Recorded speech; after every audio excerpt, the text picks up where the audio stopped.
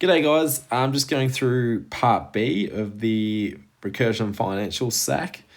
So I'll be going through the 12 questions. Okay, if you don't want to watch the whole thing, you can skip through to particular questions. So if you're watching on YouTube, you'll have the times there to skip ahead. Otherwise, you can watch the whole thing. With this, I just can't show the financial solver, so I'll just write down what I'm doing on it. Okay, so you can try and follow along as well. But other than that, we'll get into it. Okay, so section B, the short answer, we've got question 1. There's a ferry amusement park, okay, which has been increasing their ticket prices by 10% each year. Okay, the ticket price in 2010 was $45.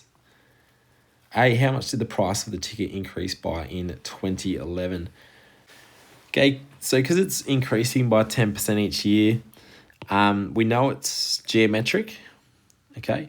And we were also told what the initial amount was. If it's geometric, guys, we can find the R value, okay? And in this case, because it's increasing, the R value is going to be 1 plus that percentage on 100, okay?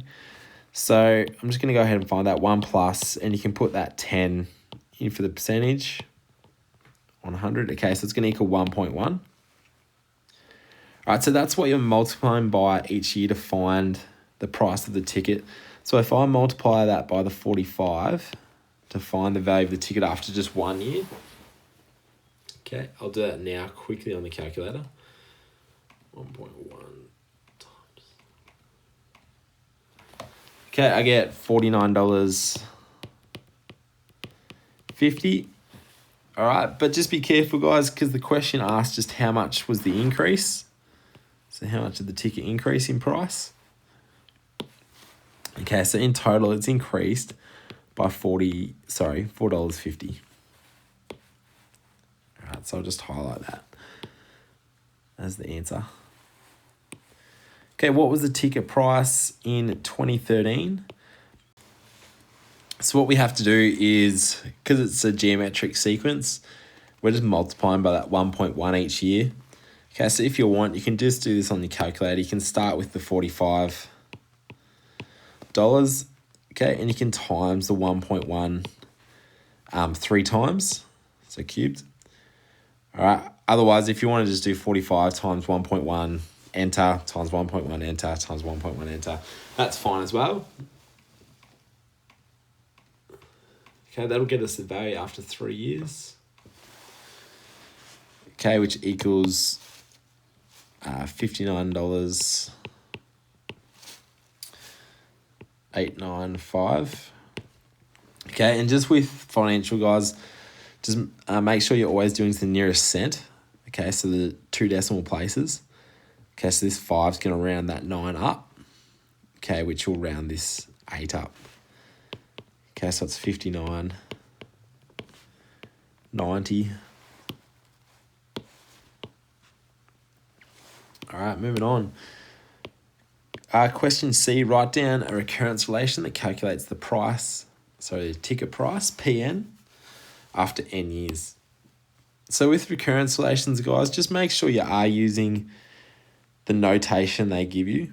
Okay, so if people sort of get sometimes stuck in the habit of using V all the time, but if it does tell you to use like a particular letter, make sure you do that. Okay, so the recurrence relation starts with the initial amount, okay, which was $45. Okay, to get the next value, PN plus 1, we're timesing the previous value, okay, by 1.1 each time. Question D, in which year will the ticket price become more than $100? Okay, there's a number of ways to do this. You could keep timesing by 1.1 each time, and just work out which year it is. Okay, what I might do is, because it's a geometric sequence, I'm going to use the nth term rule. Okay, so Vn equals VO times R to the power of N. Okay, we want to know when it's going to be more than $100, so I can sub in 100 as the value we want to find it as. Starts at 45 times by 1.1, and then we're solving for the year. Okay, so if you're doing that on the CAS, guys, you'll just go to that little book button. So I'll write all that in, comma N. Okay, to solve for that. So I'll quickly do that now. Solve 45.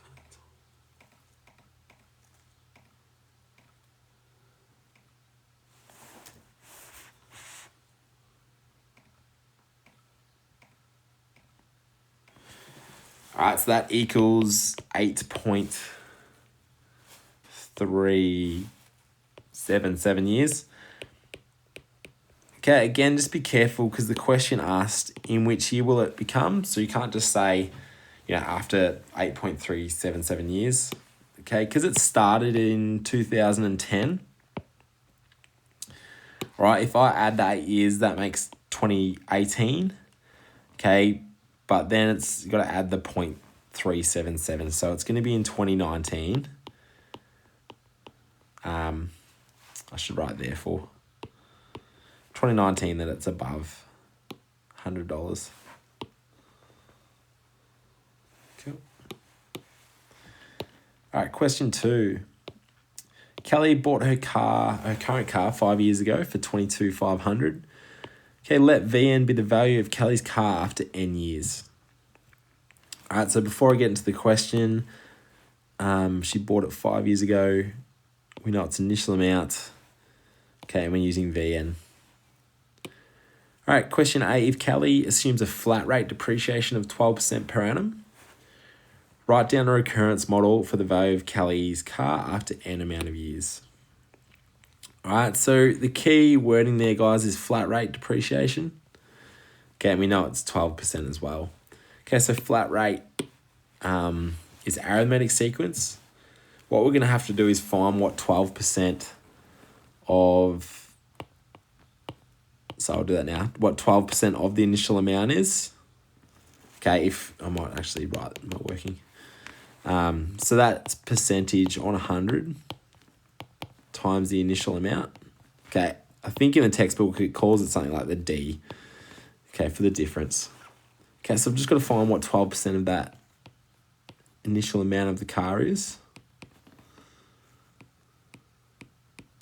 If that's going to fit. All right, and that's how much it's going to be going down each year. Okay, so if you need that rule in your summary journal, like these rules, okay, the more you apply them, the more you use them, you won't even need to look at your summary journal, okay, so save you some time. Okay, so it's going down by 2,700 each year, okay, so it wanted the recurrence relation. All right, so start with V0. Its initial amount was 22,500. Okay, to get the next value, it's going to be the previous value minus 2,700. All right, question B. If Kelly assumes reducing balance depreciation at 16% per annum, write down a recurrence model for the value of Kelly's car after N years. Okay, so the difference here in this one, the key wording is reducing balance depreciation. Okay, and we've got the percentage at 16%. Okay, it also wants the recurrence model. Before we can do that, we have to find what the R value is. Okay, so I might do that over here. Because it's depreciating, we're going to do the R value equals 1 minus that percentage on 100. Okay, which equals 1 minus our percentage was 16 on 100. Okay, so that's going to equal 0.84. Cool, so we're timesing by 0.84 each time. So now we can go ahead and write the recurrence relation. V0 equals 2,500 again. To get the next value equals Vn times 0.84. Got a splitting headache. It's killing me. All right, so that's our recurrence relation. We're timesing by 0.84 each time. Okay, so it's a little bit different to the flat rate depreciation. Okay, the graph below shows the value of Kelly's car using the flat rate depreciation. Okay, we can see it's arithmetic because those dots are going down in a straight line there. All right, what's it want us to do? Using reducing balance method of depreciation, plot the points showing the value of Kelly's car for the first 5 years on the graph above. All right, so all we have to do is just put in the reducing balance depreciation values. Okay, so the value of the car after initially is still the same amount. So I'm going to use red dots here. Okay, and all I'm going to be doing is just timesing this 0.84 each time. Okay, so I'm going to start at this 2,500 times 0.84. There's no real easy way of doing this except sort of multiplying yourself each time. So 20... Oh, I've just realised I've accidentally... That should be 22. Made a little mistake there. 22,500. Okay, so this is still 22,500. Yep. So 22,500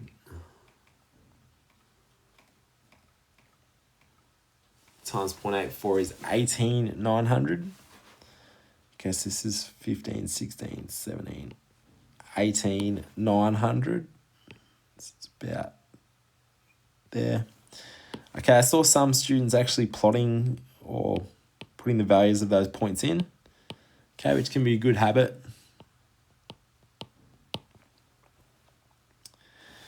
And, if your dots are pretty good, it's just nice to have, as a marker, an assessor, if your dots are a little bit off, if you have the points there, okay, the assessor might see that actually you've got the points right. If your dots are way off, then it's not good. But all I'm doing is timesing by 0.84 each time here, the previous value. Okay, so my second point is 15,876, which is about 15. About there. 15,876. All right, times 0.84 again. Okay, so this line, guys, we're not expecting it to be a straight line because it's geometric. Okay, I've got 13,300. What's that? 11, 12, 13. 13,300.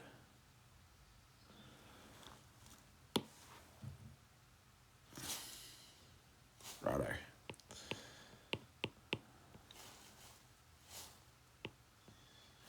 $335.84. Okay, so I'm just timesing 0.84, that 1,300 value. So I've got 11,000, 1100, 202. So that's just below it. At 4, was that 11, 202. 0.11. All right, and the last one times by 0.84. Okay, this one was 9,400. Okay, so this last dot's actually going to be a little bit above, pretty much on top, a little bit above the fifth dot. So 5,9,409.77. Sweet. And there's our dot. So just wanted it for the 5 years. All right, question D. Find the current value of Kelly's car using the reducing balance. Okay, that's this value just after 5 years. Okay, so that was 9,409.77. All right, question 3. Susie inherits $75,000 from her parents, okay, and invests it into an account for 6 years. Okay, the compound interest is calculated on a quarterly basis. Okay, the value of the investment after 6 years is $116,395. Okay, how much interest did Susie earn in 6 years? Okay, so the interest, guys, is just what the value has become, subtracting the initial amount. Just be careful. Interest doesn't include if they're also making additions. Okay, if we read it though, Susie's not making additions. Okay, so she's invested $75,000. After 6 years, it's gone up to 116.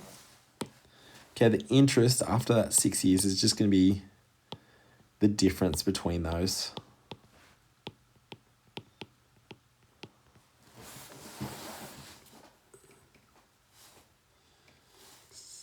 $395.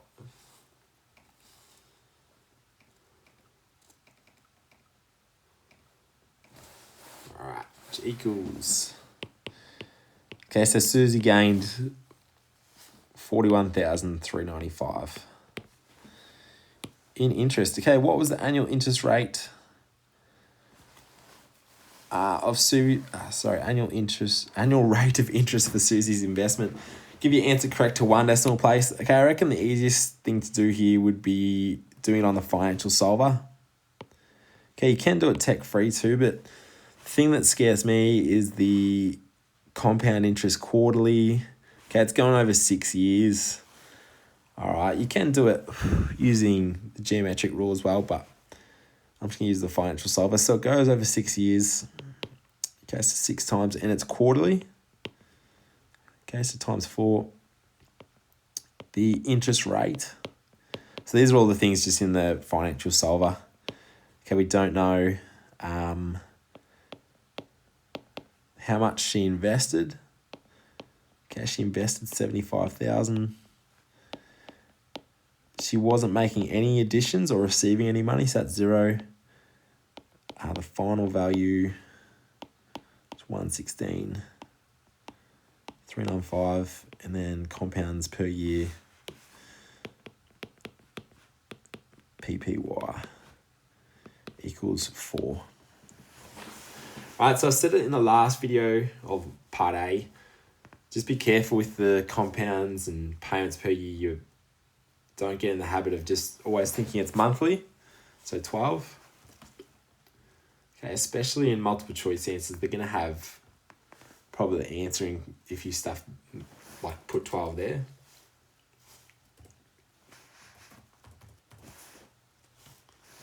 Payment 0, final value.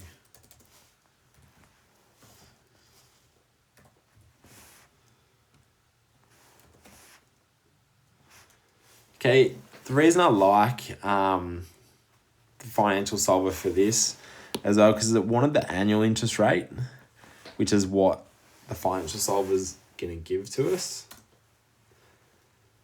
Okay, so to 2 decimal points, that's 7.39%. Cool. I'll just highlight those answers. Question 4, Grace invested the $116,000 into an account, earning at the rate of 7.8% per annum compounded monthly. At the end of each month, she also added $480 to her account. Okay, so something, Grace, with that money, that $116,000, the initial amount, invests it maybe into a different account. Okay, it's earning a greater interest at 7.8%, okay, which is compounded monthly. Okay, at the end of each month, she's also making payments of $480. This is going to go up a fair bit. Okay, how much did Grace have in her account after 1 month to the nearest dollar? Again, like if you wanted, you could divide this 7.8% by 12. Like, I think the quickest thing is still just the financial solver. All right, once you get used to it, it's so quick. So my end value, it wants it after just 1 month. So end's just going to be 1. Interest rate. All right, and the reason I am doing this all pretty much on the financial solver is Because if you're really good at it for the exam, yeah, you'll do really well. Okay, present value 116. Just remember it's negative because she's investing it. All right, same with payments. If you're making payments, think of it, you're giving that money. Final value is what we want to know. So you probably, I'm writing this all out, which takes time, but you can just whack this straight in the CAS calculator and it'll do it. Sorry, the financial solvent. It'll do it really quick for you. Okay, so the compounds per year is 12 now.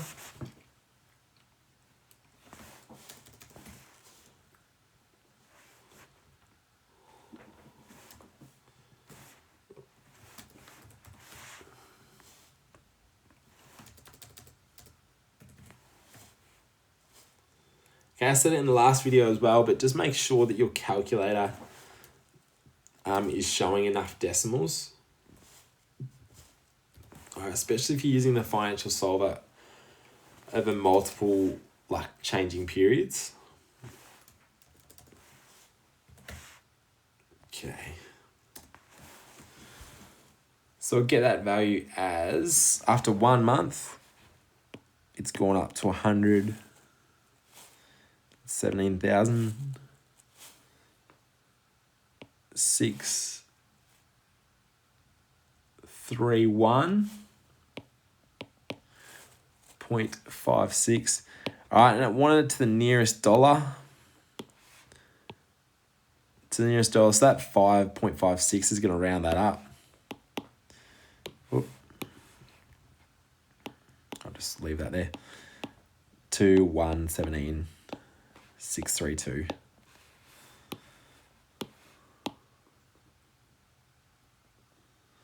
Okay, actually, now that I think about it, looking back on that previous answer, I should have done the correct to 1 decimal place. So that's one of my mistakes. That should be 7.4%, not 7.39.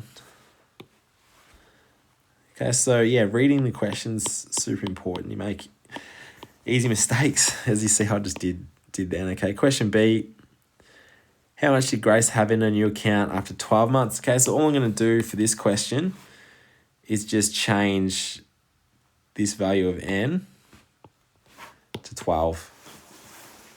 Okay, I'll get rid of the final value. Just delete that off the financial solver. Change that to 12. Okay, so it's going up to, and it wants it to the nearest dollar again. 13177. It gets rounded up to 6. All right, question 5. An amount of $12,000 is invested in an account. Okay, it's earning simple interest at 4% per annum. Okay, what is the investment worth at the end of 3 years? End of each year, sorry, for 3 years. Okay, so before I'll just tackle the question, we've got the initial amount. We've got the interest. Okay, it's simple interest too. Okay, so it's whatever the 4% of 12,000 is, added that each year. Okay, and the question is, what is the investment worth at the end of each year for 3 years? So you can't just put the value after the 3 years. It'll want after each year. So I'm going to find the difference, or simply what 4% is of 1,200. I'll write the whole rule. Okay, so that equals 4% on 100 times 12,000.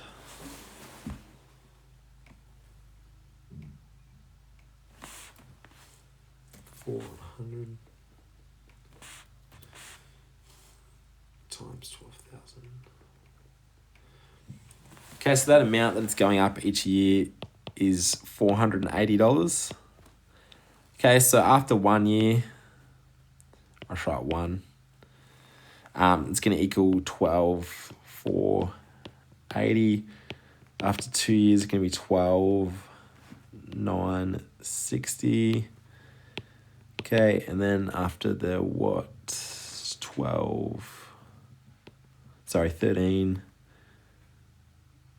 440, is it? I should probably just add that quickly. 13, so 12, 960 plus 480. Yep. All right, I'll put the dollar signs just in case you got a very pedantic assessor. All right, question B. If the $12,000 had been invested in an account that earns 4% compound interest, calculated annually, what would the investment have been worth after 3 years? All right, so all I've got here, guys, is it's just a different account. Okay, the $12,000. It's now compound interest. Okay, so we're multiplying geometric. Okay, it's calculated annually though.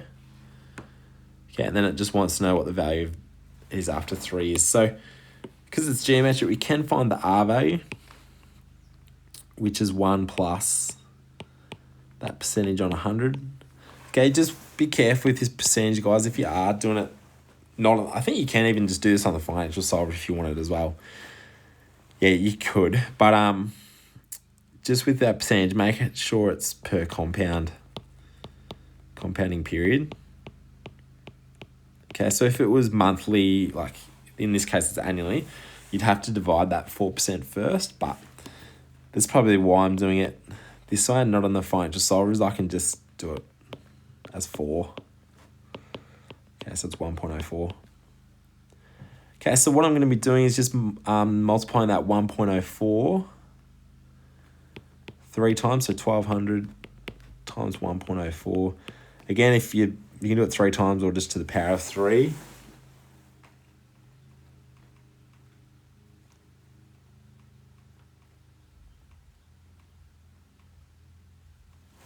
Okay. And it doesn't say if it wants it to 1 decimal place or nearest whole number. So I'm going to do it to 2 decimal places. 13,498.37. Okay, so it ended up being a little bit more than the simple interest amount. Okay, question C. Okay, if the $1,200 had been invested in the same interest of 4% per annum, compound interest over 3 years, how could the value of the investment have been greater than the investment described in Part B? Show a calculation to justify your answer. Okay, the only way, if you have the same interest, so this 4% compound interest, and you're still investing the same without doing payments, I think there was a couple of witty answers. Someone just said making payments. But I think what the question wanted you to do is actually say that you could have a higher effective interest rate, okay, by having more compounds within the year. Okay, so what I'm going to do is I might just do a calculation. I'll do the effective interest rate. Okay, and I'm going to have 12 compounds in the year. Okay, and work out what that effective interest rate is. So I'll quickly do that on the CAS. If you don't know how to do effective interest rates, on your calculator, the main setting, go menu. Okay, 8 to finance, 5 interest conversions. Okay, and then effective interest rate. Okay, and I'll put the 412 in.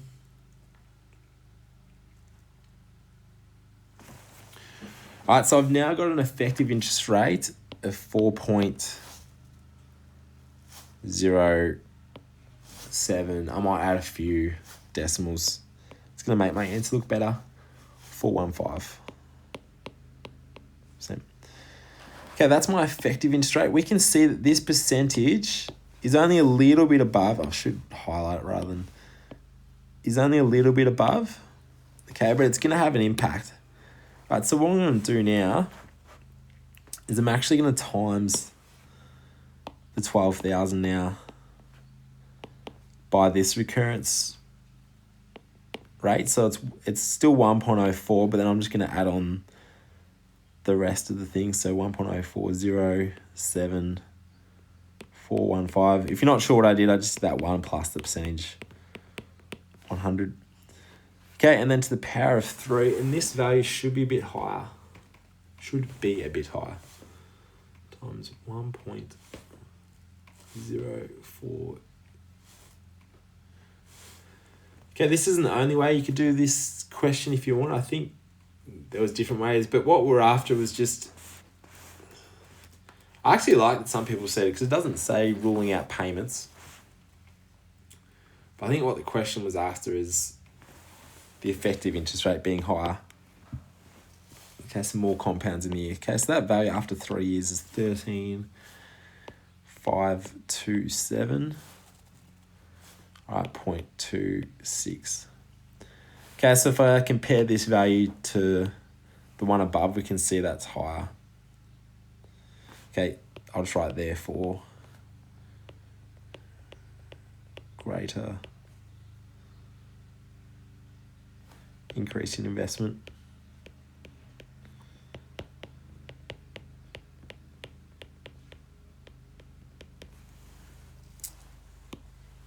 All right, moving on. Question 6. Mr. Holmes takes out a loan of $11,000 to buy his new car. Okay, he pays 9% per annum compounded monthly on his loan amount. Okay, he's going to repay his loan with 11 payments of $950 and his final 12th payment to pay off the loan. Question A, find the loan amount after one payment is made. All right, so I'm going to do this straight on the calculator, like the financial solver, sorry. So I've got N after one payment. Okay, the payments are, he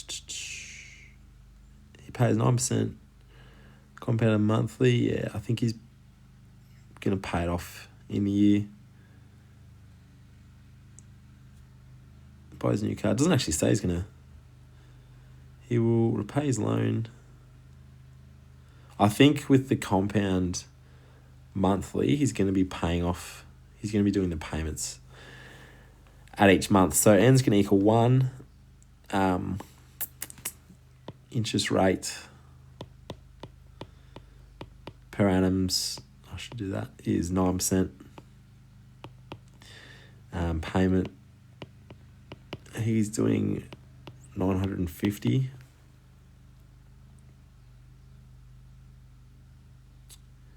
It's interesting. It doesn't say. Yeah, it's pretty sure it's monthly. Yeah. Previous value. It's going to be 11,000. I realize that would be switched around on the calculator. Okay. Get their final value is what we want to find, and then the compounds per year. Payments per year is going to be 12. All right. So we'll find what that value is. All right, you don't have to do this using the financial solver if you're confident with that. That's fine. I'm just doing as much as you sort of can on the financial solver because it makes it a bit easier. So that 11,000 is a positive because he's borrowed that amount. Okay, the payment of, 950 is a negative. Final value we don't know. Payments per year, compounds per year, 12. Okay, so I've got the final value of the loan after 1 month is $10,132, okay, and 50 cents.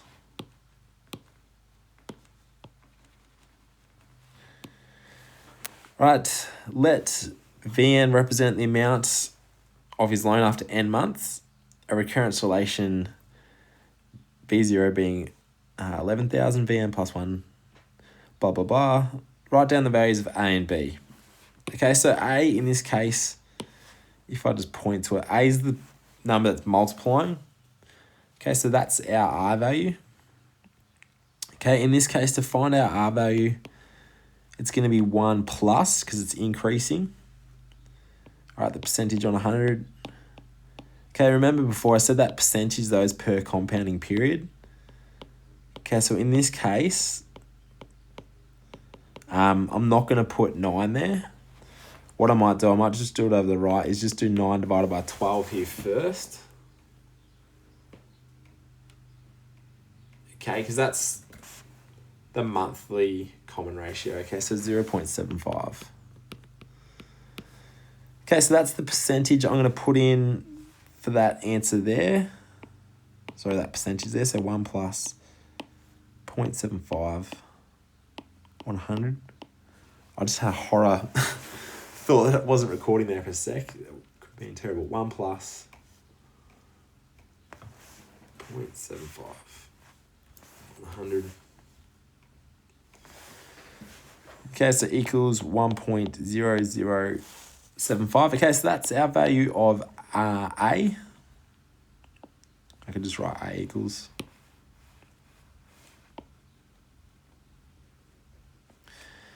Okay, and B, okay, B's going down, which is what we'd want because that's the payment amount. Okay, so B just equals the amount Mr. Holmes is paying of $950. Just don't put it as a negative because it's already got the negative there. All right, because two negatives you make a positive. All right, question C. Use the recurrence relation to determine how much Mr. Holmes still owes after 11 months. Okay, I'm actually not going to use the recurrence relation. I'm going to cheat. I'm going to use the financial solver. It doesn't say show or anything like that, so that's fine. Save ourselves some time. So this n value up here, instead of being 1, I'm going to use that as 11. All right, so I get to plug all that stuff in again.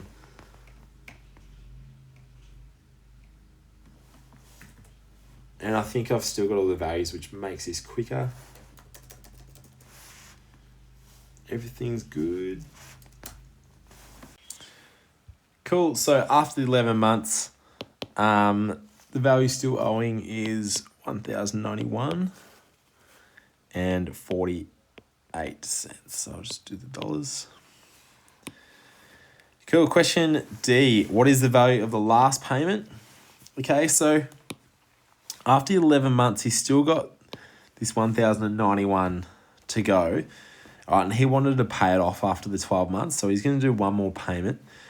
Okay, but that's not actually going to be this $1,091.48 because remember, each month, interest is being added. Okay, and that interest is at this common ratio. Because what we'll do is add the interest, so times that by the 1.075, which we'll do now. 1091.48.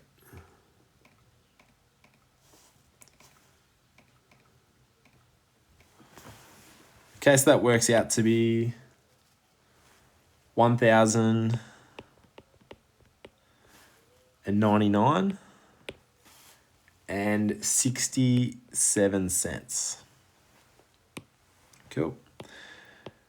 All right, question E. How much interest did Mr. Holmes pay in total? Okay, so if you're ever trying to find the interest amount, guys, it's going to equal the total of the payments. In this case, the total of the payments, all right, minus the amount he borrowed, so the principal, the amount he borrowed. Okay, so if we think about his total payments, he did 11 payments, all right, 11 payments at the $950. So I'll do the 11 times the $950 plus his final payment of $1,099.67. Okay, and then he borrowed, how much did he borrow again? 11,000. Okay, so it's going to be the difference between the amount he paid and the amount he borrowed. So 11 times 950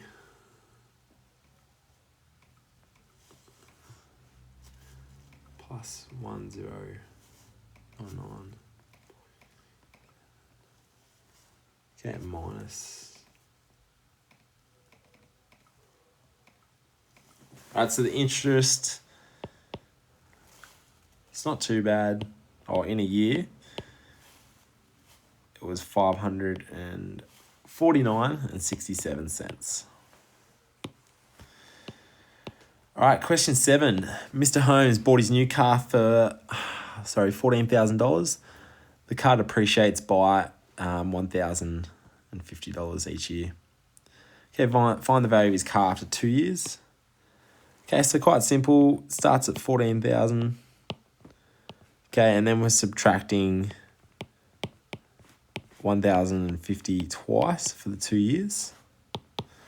Okay, so that equals minus 2,100 equals 11,900. All right, and how many years will the value of his car be? 5,600. Okay, what I'm going to do here is I'm going to use the arithmetic nth term rule. Okay, so I'm just going to remember that Vn equals V0. Okay, and it's minus because it's depreciating, n times the difference. Okay, so we want to find when the value is going to be 5,600, so that's going to be the value. Okay, its initial amount was 1,400. Okay, we're going to, I just shouldn't have that as times. We're going to be solving for n. Okay, and that's times the difference, which is 1,050. Okay, so in the calculator, I'm just going to solve for that. Solve for n.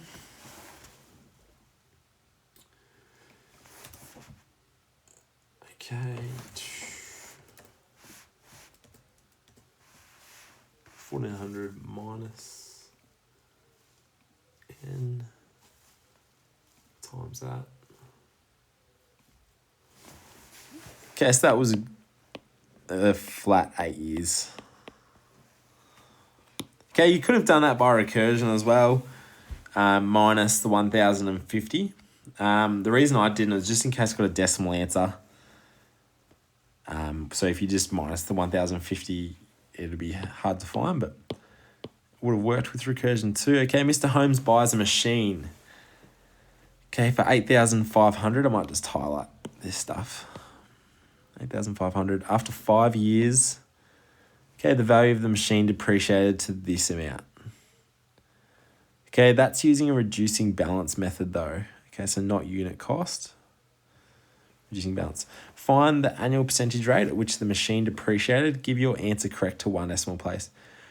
Okay, so we've got enough information here, guys, to use the geometric nth term rule. All right, and I'll just be solving for the percentage. So Vn equals the initial amount times r to the power of n. Oh, it's supposed to be an n. Okay, in this case, though, this r, that's the common ratio. R equals, and it's because it's depreciating, 1 minus the percentage on 100. Okay, so instead of having this R here, I'm going to sub in this because we want to find what the percentage was. Okay, so I'm going to rewrite that out again. Vn equals VO times bracket 1 minus that percentage on 100. That one should be a bit bigger. Okay, to the power of n. All right, so a little bit of working, but I'll get there. So the value of the machine got to 7,644. All right, the initial amount was 8,500. Okay, times 1 minus. We're going to solve for the percentage. I'm going to just put P for the percentage. Okay, and the number of years, it was 5 years. Okay, so again, I'm running out of room, but that'll be a solve. Bracket, comma, I'll solve for P.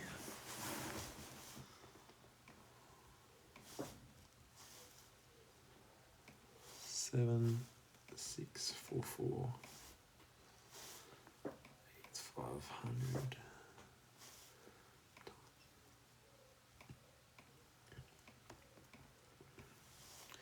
1 minus P. And that percentage, it wanted as the annual rate too. 100, which is fine. There's no compounding or anything. Bracket to the power of 5, comma, p.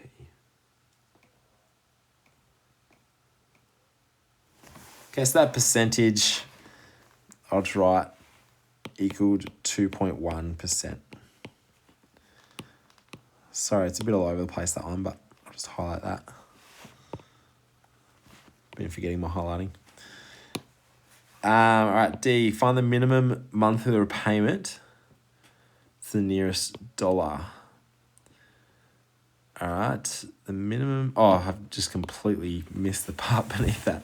Sorry, above that. Mr. Holmes takes a loan of $480,000. He's charged interest at the rate of 8.1% per annum, compounded monthly. Okay, the loan is repaid in 30 years. Okay, so I'm just going to highlight this. We've got the loan amount, 480. We've got the interest at 8.1, which is compounding monthly. Okay, and then in 30 years, the loan's going to be 0.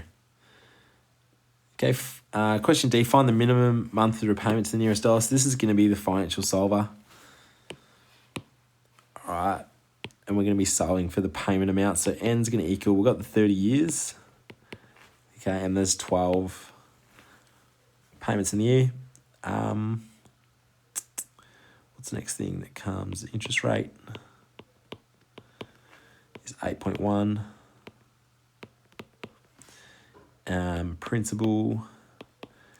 Okay, so we borrowed 480, so that's a positive value. The payments, we don't know. What is it? The final value is going to be 0 because the loan is going to get to 0. And then compounds per year. Compounds per year is 12. All right, so just going to the financial side, we're going to put all this in. 30 times 12 interest rate.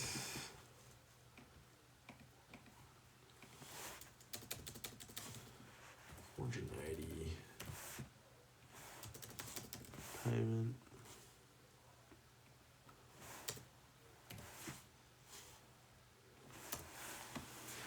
Okay, so the payment amount, and wanted to the nearest dollar as well. Okay, so it was 3,556 to the nearest dollar.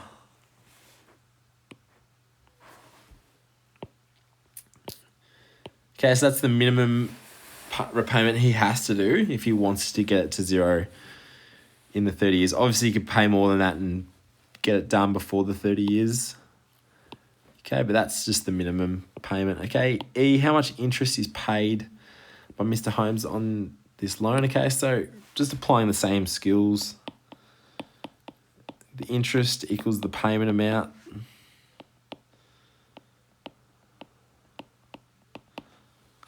Times like the number of payments that he did it. Okay, and then we're subtracting whatever the principal was. That's right, principal value. Okay, so that interest, that's right, I equals, so he was paying back, I might actually be really specific here. In this case, because it's actually got us to round to the nearest dollar, I reckon we can use that value.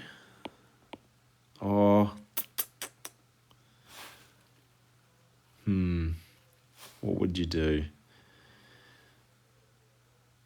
To be honest, if I was being exact, I'd actually include all the decimals. So I'm going to be really annoying here, but 5.588. I'm not sure what we did for our answers.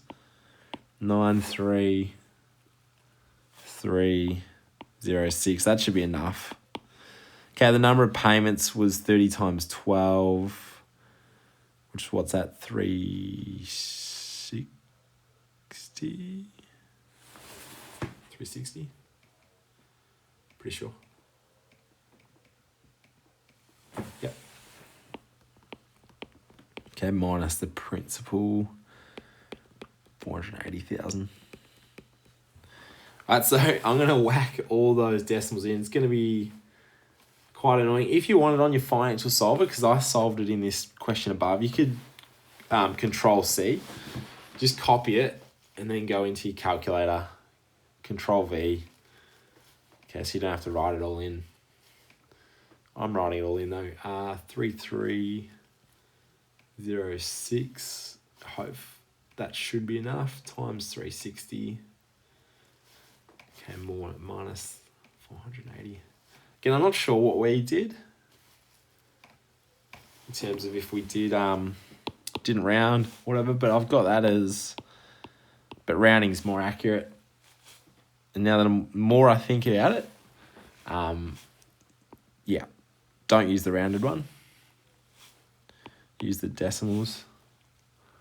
12.02. Cool. All right, show that the loan modelled. The loan could be modelled by the recurrence relation. All right, the initial amount. All right, and then recurrence relation. Show that A equals that. Okay, so A in this case is the interest that's being added. Okay, we have the interest, or we know what the interest is going to be. It's going to be obviously R1 plus that percentage on 100. Okay, remember this percentage though is per compound. I might just write PC. Save me writing it. Okay, so what I have to do is I had that up above. We had that at 8.1%. 0.1. All right, and it was compounding monthly, so I'm going to divide that by 12. So 8.1 divided by 12. Okay, that was 0.675. Okay, now if I sub this in for the percentage, R equals 1 plus 0.675 on 100. Okay, and it's gonna equal that 1.00675. Okay, I should say, which equals A at the end. All right, question 8. What do we got? 3 to go. 8, 9, 10, 11, 4. Okay, Lucy and Bernie invest $30,000 in an annuity. Okay, this means they're paid a regular monthly amount for 3 years, whilst Lucy returns to study. The annuity earns interest at the rate of 4.5% per annum, compounding monthly. All right, so I'm just going to highlight the stuff. So they invest $30,000. It's an annuity. Okay, they're going to be receiving payments, monthly payments. Okay, that's going to go on for 3 years. Okay, it earns interest at the rate of 4.5% per annum. Okay, don't always think that an annuity is always going up. Obviously, there's interest being added, but it depends how much they withdraw or how much they want to receive from the payment. So it can go down as well. All right, it was compounding monthly. Okay, what amount do Lucy receive from the annuity each month? Okay, so they want this to last for 3 years. So so the payments are going to be the same. So the financial solver here is going to work out the payments, like it's going to balance it out for us. So it's going to be over 3 years. Okay, it's timesing 12. It's compounding monthly. Interest rate 4.5. PV. Okay, was negative 30,000. Payments we are unsure of. Okay, and this is also making the assumption that they just only want this to last for 3 years whilst Lucy's going to study. So they don't mind after 3 years if it gets to 0. That's a presumption it's making. Okay, that was 12 payments per year, compounds per year. So I'm going to put that in the financial solver. Oof. Need a little water break. 4.5. How am I going for time? 55 minutes. Okay, so you'd have 100 minutes, or you did have 100 minutes. Actually, you had 90 minutes of writing. So what's that? I got 35 more minutes.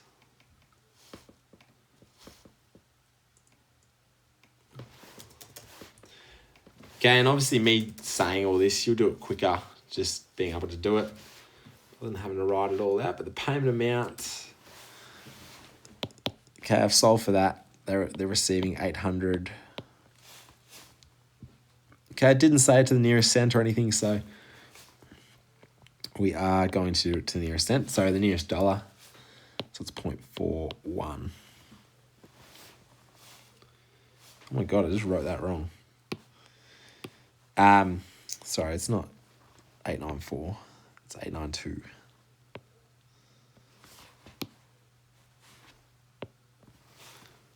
.41. Yep. Okay, if Lucy and Bernie had received $1,000 per month, how long would the annuity have lasted? If the interest rate remained the same, okay, express your answer to the nearest whole month. Okay, so what I'm going to do now is we want to find how long it's going to last. Okay, it wants it to the months as well, so this is good if I just get rid of that. The payment amounts we're going to put in as $1,000, and that's a positive. I'm going over the 1 mark thing because they're receiving that $1,000. Okay, then I'm just going to be solving for n there. All right, wants it to the nearest whole month. So n equals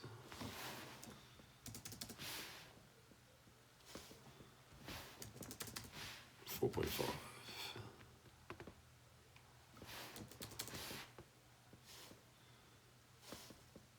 Payment 1,000. Final value still 0, 12. Okay, so that comes out as 31.88 months. All right, so we had a bit of a discussion about this. Like, should that be rounded down to 31 months? Because you think about that last month, all right, they're not actually going to receive a full $1,000. Okay, so in that 32nd month.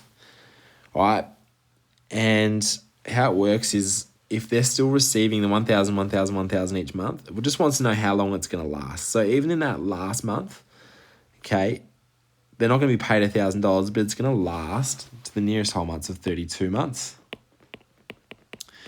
Okay, just with the question, I reckon if it said, how long would the $1,000 payments last? I don't know, just if the wording of this could be really particular, okay, then you'd probably think 31 months, but I sort of was going back and forth with, so I think we might have been lenient as well. If you had 31 months, so just be careful with that. Like, if Lucy and Bernie had received $1,000 per month, how long would the annuity have lasted? Because you could think that $1,000 isn't coming last month. Anyway, I'll move on. But 32 months. Probably because it said to the nearest whole month. Yeah, anyway. All right, C, if Lucy and Bernie had invested $30,000 into a perpetuity, okay, then they would receive $112.50 per month for the rest of their lives. At what annual percentage rate is interest earned by this perpetuity? Okay, so perpetuities, guys, you can actually do this in the financial solver. I'm going to actually show you both ways. I'll do it really quick. To find the payment amount of a perpetuity, okay, so you do need to know this rule. It is the initial amount times the percentage. Oh, I've just written 100. Like that. Times the percentage on 100. Okay, that's per compound. Okay, so in this case, the payment we know is $112.50. All right, the initial amount, $30,000. Okay, it wants the annual interest rate, so we can just solve for the percentage on 100. Okay, and then you'd put that in the calculator, solve, bracket, put all that in. Okay, I might change that percentage to a P. All right, solve for a P. Okay, the reason I'm showing you this one is because if you don't know, if you're solving Actually, no, you need to know this rule. It'll make more sense with the second one. You can actually do this the second way using the financial solver. Okay, if you're doing a perpetuity, you can just have the end value as 1. Interest rate is what we want to find. Okay, so it doesn't matter which way you want to do. There's a reason I'm showing you both ways though, but I'll go PV as 30,000 payment. Okay, they're going to receive 112.50. Okay, the final value, perpetuity doesn't change. Okay, so it's still going to be, they're still invested 30,000.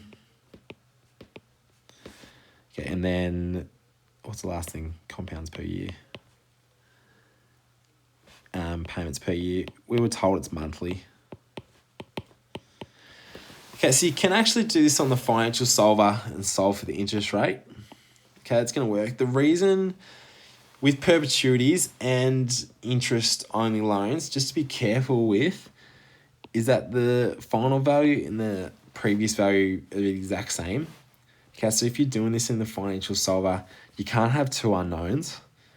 All right, so it's going to stuff it up. But in this case, we know what how much they invested, so we can do this on the financial solver. All right, the reason I've given you this rule over to the right is just because if you don't know, if you don't know the initial amount, you can still solve for that. All right, so just if you're solving for the initial amount or the final amount, you probably use the rule to the right. Anyway, I'll stop blabbering. I'm going to just do the one on the right. So solve 12.50, 30,000.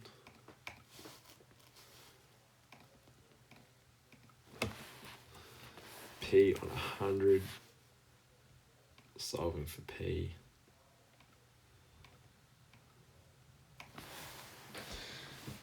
Okay, so that percentage, I've solved it as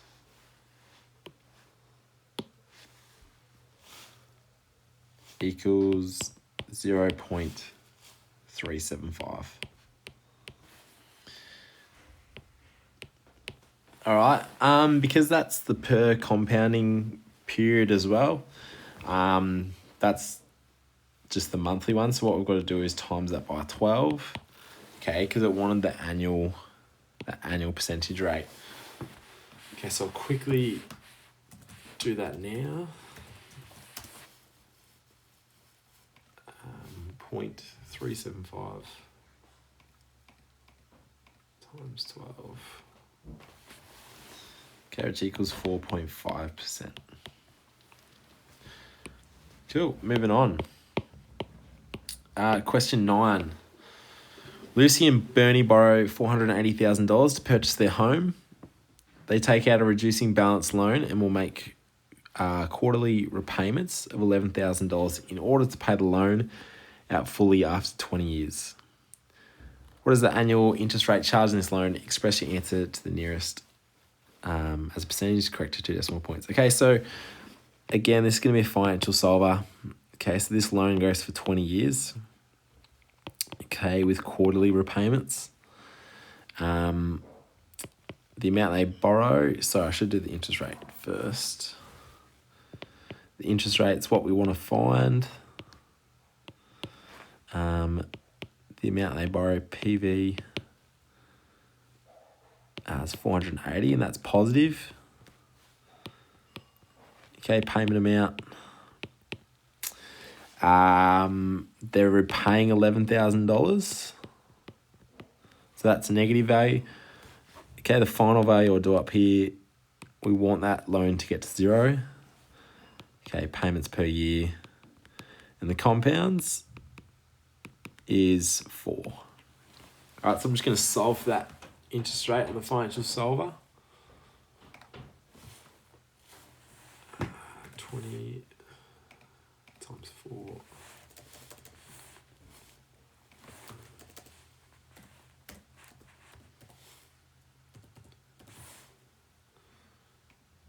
Okay, so my calculator is just frozen on me. Okay. 180, they're paying 11,000. Final value 0.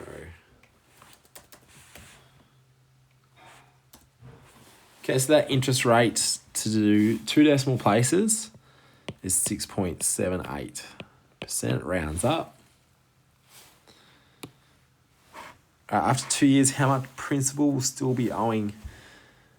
Okay, so now that I know, or we know the interest rate, I'm gonna put that interest rate in. I'm just gonna leave it in for the interest rate. Okay, and I'm gonna change my end value. We want it over 2 years, still with the quarterly repayments, and I want to find the final value. Okay, so I'm just going to use the same as above, but just change the n and the final value. Okay, and leave the interest rate in there. So 8.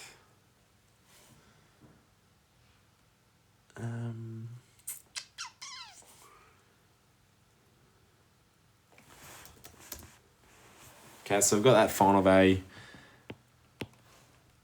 as 455,000. 634.94.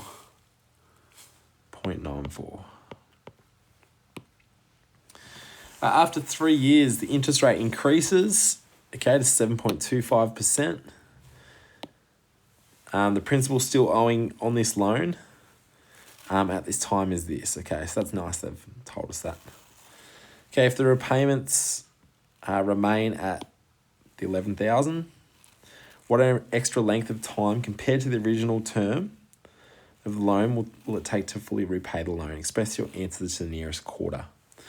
Okay, so what we're going to be doing now is I'm using, let me just do, I'm going to split it up. I'm going to be using the financial solver. Sorry, I got there. Okay, it's nice that they actually told us what the amount still owing on their loan is. All right, so what I'll do is that's going to be, the interest rate's now gone up. Okay, it's 7.25%. So the amount still owing is 442,168.27. What else is next? The payments, they're still doing the same. That's 11,000. The final value we still want to be 0. And the compounds per year. Payments per year is 4. Okay, so we want to find how long this is going to take. Okay, the original one was going to take 20 years. Okay, so in total that's 80 quarters. Why do I write quarters? Okay, this one's going to take a little longer because there's a higher interest rate. Okay, they're not paying back any more either, so I'm just going to put this in the financial solver. Okay, whatever the value of n is, that's going to be in the quarters as well, which is nice.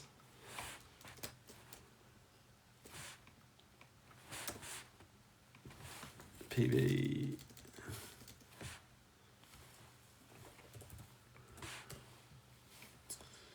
So 442. Sorry, I'm just putting all this in.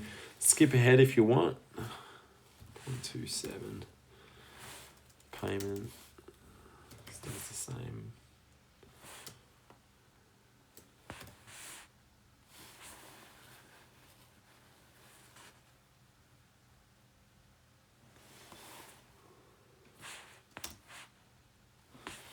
All right, so that's 72.59 quarters. Okay, I've also got to add, there was also the 3 years though as well. So 3 years is 12 quarters in total. Okay, so that equals 84.59. Okay, it wanted us to express our answer to the nearest whole quarter. So if we compare this 80 to the 84.59, in total, it's going to be an extra 5 quarters. All right, 2 to go. Question 10. A commercial coffee machine was purchased for $7,800. Okay, suppose the machine is depreciated using a flat rate method of depreciation. Okay, which is at 20% per year. Okay, find the amount of depreciation per year. Okay, so that's just depreciation. It's going to equal the percentage on 100 times the initial amount. Okay, which equals the 20% on 100 times 7,800. Okay, which equals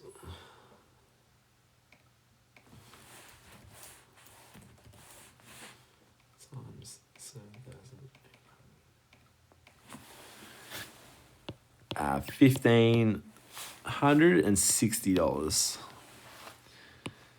Okay, question B. Alternatively, the machine could depreciate using unit cost method, all right, the rate of 14 cents per coffee cup produced.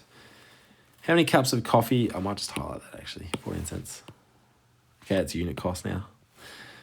How many cups of coffee would need to be produced so that the machine is written off with a depreciated value of $0? Express your answer to the nearest whole number of cups.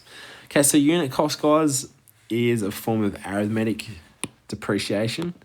Okay, so what I'm going to use here is the arithmetic nth term rule. Okay, so VN equals VO.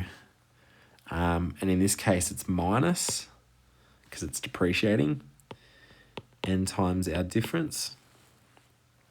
Okay, we want to find when it's going to be 0, so I'm going to put 0 in for the value, the final value. We know its initial amount, 7,800. We want to find the number of cups. Okay, so that stands for N. Okay, and the difference in this case is that it's going down 14 cents, so times 0.14. All right, so I'm just going to solve for the number of cups there in the CAS. So solve, comma N.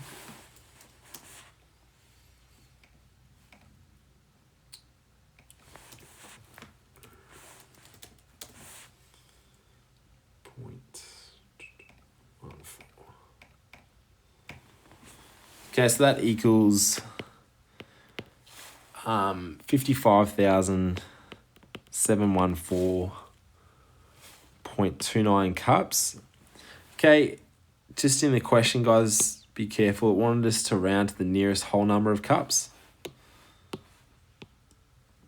All right, so in this case, you'd think you'd have to round down because that 0.2 doesn't round it up. But if we're thinking of something that's tangible, they actually have to count that cup as well. So that means we actually have to round up to 55,715 cups. Okay, because they still have to account for that last little bit. So they're just gonna have to have another cup too. All right. Question 2. Given that the machine is expected to produce 10,000 copies per each year, what would its depreciated value be after 3 years? All right, so what I'm going to do here is we know it's producing 10,000 coffees. Okay, and it's depreciating for every cup of coffee by 14 cents. Okay. We're going to find out how much it's depreciated. Well, that'll be how much it's depreciated. So I'll quickly do that now. Times 0.14. Okay, so it's depreciated $1,400. Okay, it didn't ask for how much depreciation though. It wanted to know what its depreciated value will be. So if it was originally 7,800, okay, we minus that depreciation. Okay, now the value of the coffee machine is $6,400. Cool. All right, moving on. Question C, comparing the flat rate method from part A with the unit cost method in part B, by how much more does the flat rate method depreciate the coffee machine each year? All right, so because they're making 10,000 coffees each year, okay, I'm just going to use a different color, highlight as blue. It's depreciating at 1,400. Okay, the flat rate method depreciated at, I'll use the blue highlighter again, at 1,560. Okay, so in total, the flat rate method's got a greater depreciation by $160. Okay, so I'll just write $160 more with the flat rate method.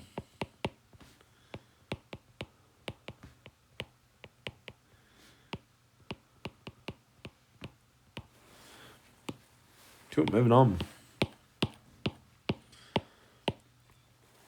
All right, last question. Okay, we've got an amortization table. Okay, a university student is given a living allowance of $6,000 for her first year of study. Okay, she invests the money in an annuity. Okay, it's paying the interest at a rate of 3% per annum, all right, which is compounding monthly. From this annuity, she receives a monthly repayment of $508. Okay, so we can see that in the payment receives column. All right, the amortization table for this annuity is shown below. All right, some of the information is missing. Okay, so we've got the amortization table. We can see the 12 payments on the left. All right, the balance of that annuity has gone from $6,000, okay, down to $1.97. All right, we want the monthly interest rate. Okay, so we were told the per annum one was 3%. So all we've got to do is just divide that by 12 for the monthly one. Okay, which equals 0.25%. All right, question B, the amount of interest earned at payment number 6 to 2 decimal places. Okay, so if we're trying to find the interest earned, guys, we do VO times the percentage per compounding period on 100. Okay, we have that percentage as well. Okay, in this case, the VO, though, stands for the balance of the annuity before. Okay, so if you want to find the interest earned for payment number 6, we're going to sub this 3,522.64. All right, in 0.25 on 100. Okay, times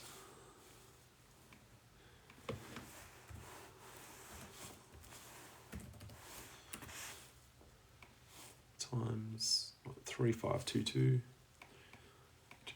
2.64. All right, so that's $8. And 1 to 2 decimal places. Okay, so that's $8 and it rounds up to 81 cents. Okay, I might just highlight that. All right, the last question. The 12th payment is made to the balance of the annuity. Oh, wait, the 12th payment is to make the balance of the annuity 0. Find the value of this last payment. Okay, so in this case, guys, they're doing payments of 508. Okay, but they want the last payment to get to 0. Okay, if it was just $508, okay, it gets it to $1.97. So we're going to actually add that $1.97 on. All right, for it to get to 0. Okay, so it'll be what? 509.97. Cool. All right, so that's everything. Oh no, we've got one more question. Okay, last question. Chris could invest $60,000 in a perpetuity with an interest rate of 4% per annum calculated monthly. How much would Chris receive monthly? Okay, so this was using that rule before. Again, you could do this on the financial solver, but I reckon it's quicker just finding the payment amount equals V0 times percentage on 100. All right, where that percentage is per compounding period. All right, so that 4% with an interest rate, that 4% is per annum, okay, but it was calculated monthly, so I've got to first divide that 4 by 12. If you wanted, you can do this straight in the financial solver and not have to worry about these little things if you think you might make a mistake. Okay, that becomes 0.33 repeat anyway. All right, that's a percentage. Okay, so I'm now just going to find the payment. I'll just put P because they invest 60,000. So you can do this on the financial solver, guys. Remember, a perpetuity, the before and after is still the same. So you can do this one on the perpetuity. I'm just going to include a lot of decimals.